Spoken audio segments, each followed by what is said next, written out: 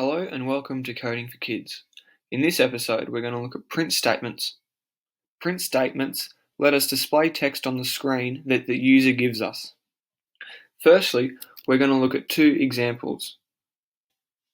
So here, once I click on my Python idle icon, it'll open up the Python shell, and this is where we're going to do our coding. So the most basic print function, you type print,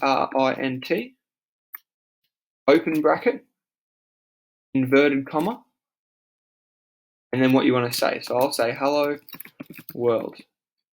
Then to close it, you go inverted comma and then bracket.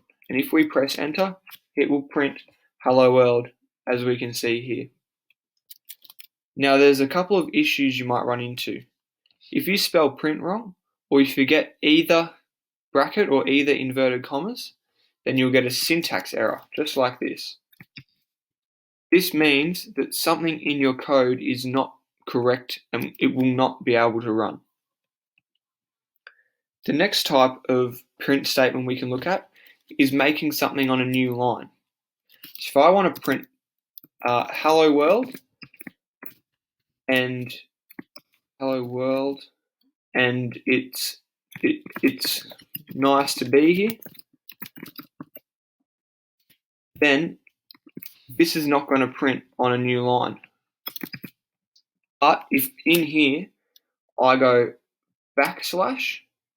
\n, that acts as like an enter button.